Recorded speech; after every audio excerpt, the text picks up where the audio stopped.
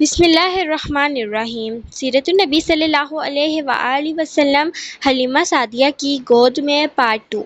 غرض ہمارے گھر میں ہر طرف ہر چیز میں برکت نظر آنے لگی۔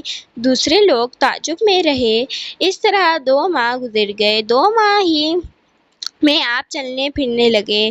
آپ 8 ماہ کے ہوئے تو باتیں کرنے لگے اور آپ کی باتیں سمجھ میں آتی تھیں۔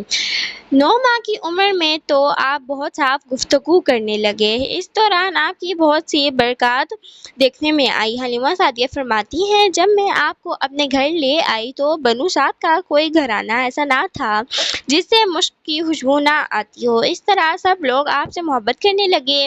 جب ہم نے آپ کا دودھ چڑھایا تو آپ کی زبان مبارک سے یہ الفاظ نکلے، اللہ اکبر کبیرہ والحمد للہ کثیرہ وسبحان اللہ بکرۃ واصیلا، یعنی اللہ تعالیٰ بہت بڑا ہے، اللہ تعالیٰ کے لیے بے حد تعریف ہے اور اس کے لیے صبح و شام پاکی ہے۔ پھر جب آپ صلی اللہ علیہ وآلہ وسلم 2 سال کے ہو گئے تو ہم آپ کو لے کر آپ کی والدہ کے پاس آئے۔ اس عمر کو پہنچنے کے بعد بچوں کو ماں باپ کے حوالے کر دیا جاتا ہے۔ ادھر ہم آپ کی برکات دیکھ چکے تھے اور ہماری آرزو تھی ابھی آپ کچھ اور مدت ہمارے پاس رہیں۔ چنانچہ ہم نے اس بارے میں آپ کی والدہ سے بات کی۔ یوں کہا، آپ ہمیں اجازت دیجیے کہ ہم بچی کو 1 سال اور اپنے پاس رکھیں۔ میں ڈرتی ہوں کہیں اس پر مکہ کی بیماریوں اور آب و ہوا کا اثر نہ ہو جائے۔ جب ہم نے ان سے بار بار کہا تو حضرت آمنہ مان گئی اور ہم آپ کو پھر اپنے گھر لے آئے۔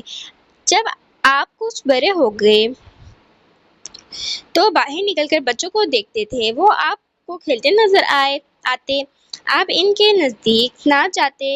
ایک روز آپ نے مجھ سے پوچھا، امی جان کیا بات ہے، دن میں میرے بھائی بہن نظر نہیں آتے؟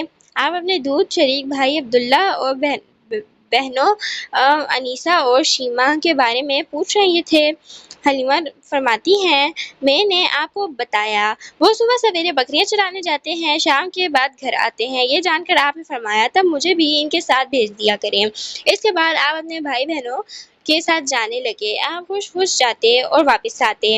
ایسے میں ایک دن میرے بچے خوف زدہ انداز میں دوڑتے ہوئے آئے اور گھبرا کر بولے، امی جان جلدی چلیں ورنہ بھائی محمد ختم ہو جائیں گے۔ یہ سن کر ہمارے تو ہوش اڑ گئے۔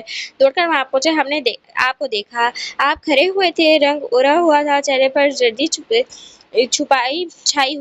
چھائی ہوئی تھی، اور یہ اس لیے نہیں تھا کہ آپ کو سینہ چاک کئے جانے سے کوئی تکلیف ہوئی تھی، بلکہ ان فرشتوں کو دیکھ کر آپ کی حالت ہوئی تھی۔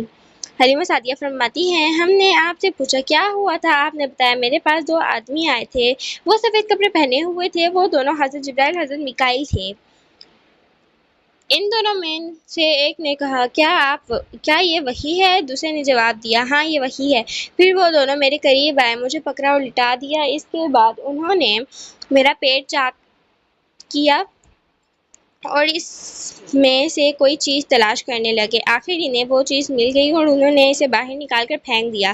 میں نہیں جانتا وہ کیا چیز تھی۔ اس چیز کے بارے میں دوسری روایت میں وضاحت ملتی ہے کہ وہ سیاہ رنگ کا ایک دانہ سا تھا۔ یہ انسان کے جسم میں شیطان کا گھر ہوتا ہے اور شیطان انسان کے بدن میں یہیں سے اثرات ڈالتا ہے۔ حلیمہ سعدیہ فرماتی ہیں، ہم آپ کو گھر لے آئے، اس وقت وہ میرے شوہر عبداللہ بن حارث نے مجھ سے کہا، حلیمہ مجھے ڈر ہے کہیں اس بچے کو کوئی نقصان نہ پہنچ جائے، اس لیے اسے اس کے گھر والوں کے پاس پہنچا دو۔ میں نے کہا ٹھیک ہے۔